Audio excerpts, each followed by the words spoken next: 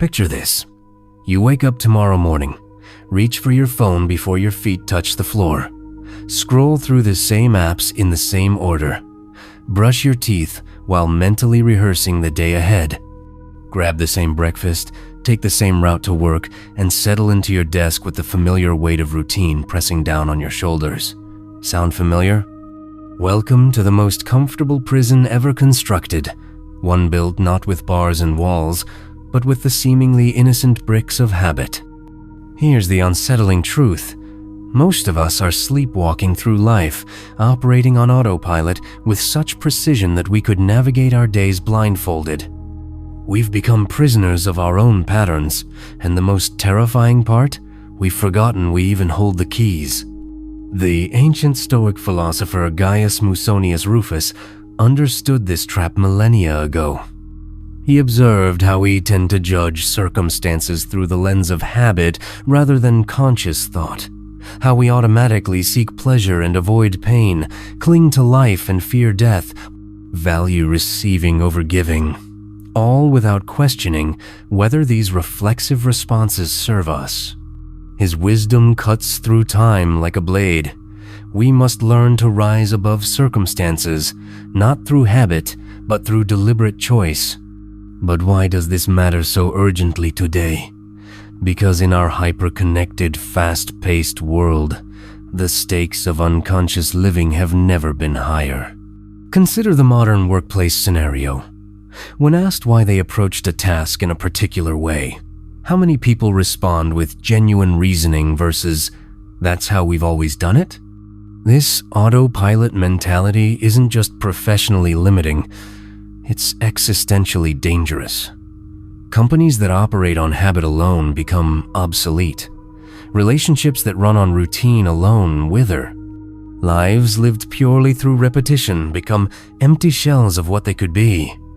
The tragedy isn't that we develop habits. Habits themselves can be powerful tools. The tragedy is that we stop questioning them.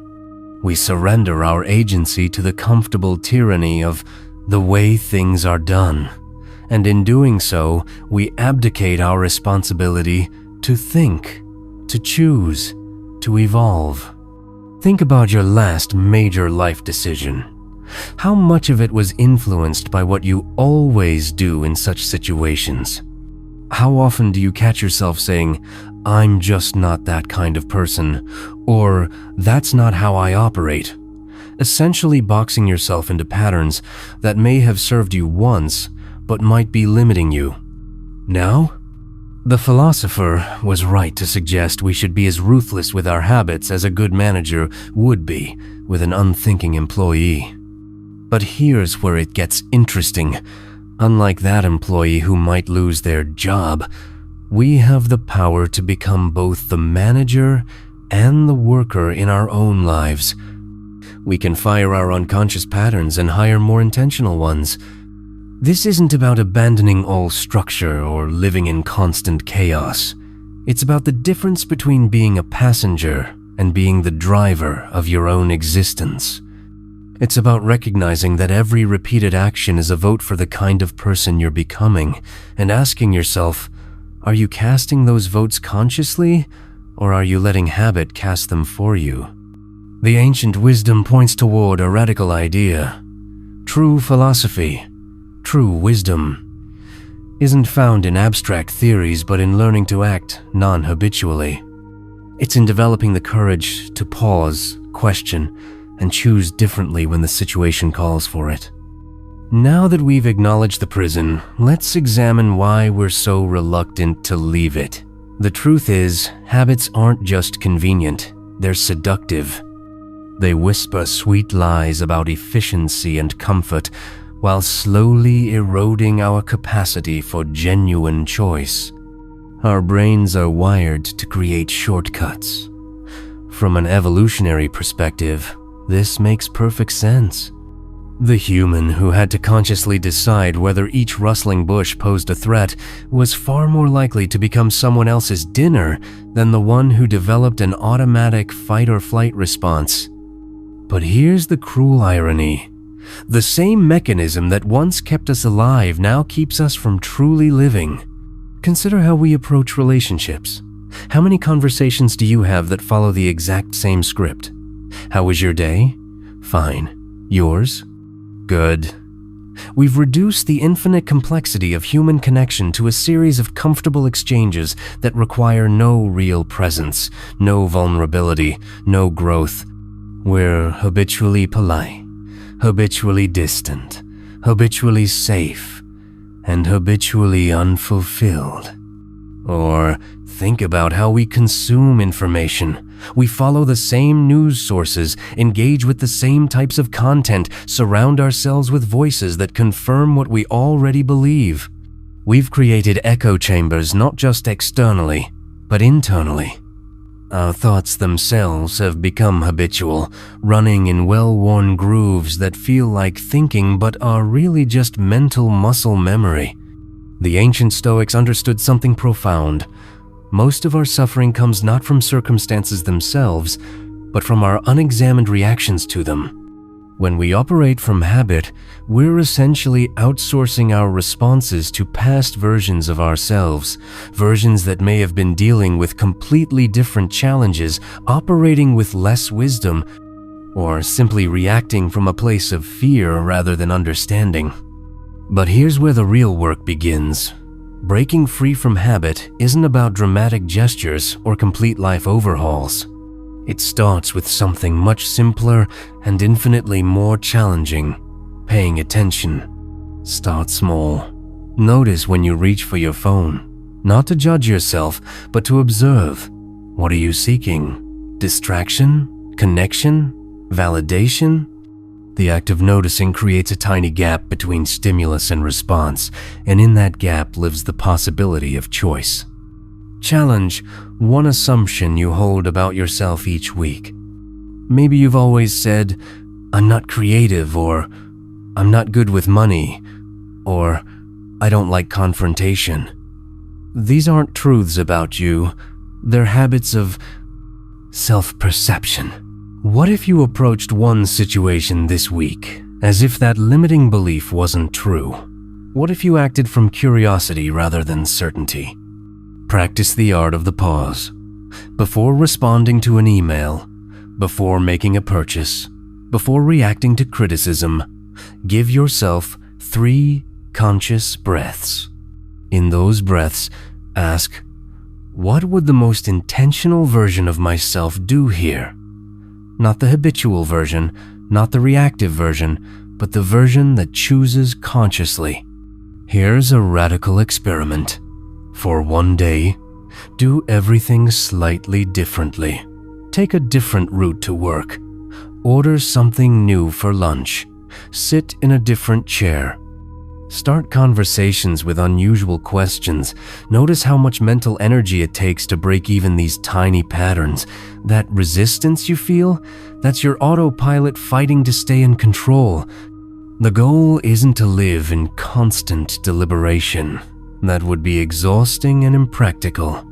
The goal is to develop what we might call conscious flexibility, the ability to recognize when we're operating from habit and choose whether that habit serves us in this moment with these circumstances as the person we're becoming. Because here's what the ancient philosopher knew that we often forget. We're not fixed beings. We're constantly becoming. Every choice we make is both a reflection of who we are and a vote for who we'll become. When we choose habitually, we're voting to remain exactly as we are. When we choose consciously, we're voting for growth, evolution, and the full expression of our potential. There's a moment in every person's life when they realize they've been living someone else's script. Maybe it happens at 35 when you're sitting in a job that pays well but feels hollow. Maybe at 42 when you catch yourself having the same argument with your partner for the 1,000th time. Maybe at 28 when you realize you've been ordering the same coffee for 5 years, not because you love it, but because it's what you've always ordered. That moment of recognition is sacred. It's the crack in the habitual self that lets the light of consciousness shine through. What lies beyond the prison of habit isn't chaos, it's artistry. When we stop operating on autopilot, we begin to live like artists approaching a blank canvas each day. We start to see possibilities where we once saw only predetermined paths. We discover that what we thought were our natural responses were often just the responses we'd practiced most. Consider how differently you move through the world when you're in a foreign country. Every interaction requires attention. Every meal is a choice. Every street corner presents a decision. You're more alive, more present, more genuinely yourself because you can't rely on your usual patterns. This is what conscious living feels like. Not the exhaustion of foreign travel, but that heightened state of awareness and possibility. The ancient wisdom about not valuing, receiving, over giving becomes profound when we stop doing it habitually. Suddenly, generosity becomes a conscious choice rather than a social obligation. We give not because we should, but because we recognize the joy and connection it creates. We receive not with guilt or entitlement, but with genuine gratitude and awareness of our interdependence. When we stop automatically seeking pleasure and avoiding pain, we discover something remarkable. Many of our greatest moments of growth, connection, and meaning have come through voluntary difficulty. The conversation that needed to be had, the project that stretched our capabilities, the vulnerability that deepened a relationship. We begin to choose our struggles consciously rather than having them chosen for us by circumstance. But perhaps the most liberating aspect of breaking free from habit is the way it transforms our relationship with failure and success. When we act consciously, failure becomes feedback rather than identity-threatening disaster. Success becomes a moment to pause and appreciate rather than a hit of validation we desperately chase. We're no longer at the mercy of outcomes because we're grounded in the integrity of our choosing process. This doesn't mean every decision becomes monumental. In fact, the opposite often happens. When we trust our ability to choose consciously, smaller decisions become easier because we're not carrying the weight of unconscious patterns. We can change our minds without changing our identity. We can try new approaches without threatening our self-concept. The workplace becomes a laboratory for conscious action rather than a theater for habitual performance. Relationships become spaces for authentic connection rather than stages for playing familiar roles. Even mundane activities, preparing meals, commuting, cleaning, become opportunities for presence and choice rather than mindless repetition. Here's what Musonius Rufus understood that we're still learning. Philosophy isn't an intellectual exercise. It's a way of being that requires constant practice, constant choosing, constant awakening from the comfortable sleep of automaticity. Every moment offers us the choice between consciousness and habit, between growth and stagnation, between authentic living and going through the motions. The beautiful irony is that as we become more conscious in our choices, we often return to some of the same actions we performed habitually, but now they're infused with intention, gratitude, and awareness. We might still take the same route to work, but now we're choosing it because we love the trees along the way, not because we've never considered alternatives. The worker who was fired for acting habitually thought his job was to perform tasks. The conscious worker understands their job is to solve problems, serve others, and contribute to something meaningful.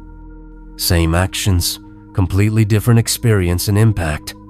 This is the profound shift from living as a passenger to living as a conscious participant in your own existence. It's the difference between being a victim of your patterns and being the artist of your life. And perhaps most importantly, it's the recognition that every single day, in countless small moments, you have the power to choose who you're becoming. The question isn't whether you'll develop patterns, you will. The question is whether those patterns will be conscious choices that serve your growth and values, or unconscious habits that limit your potential. The answer to that question is being written in every choice you make, starting with the very next one.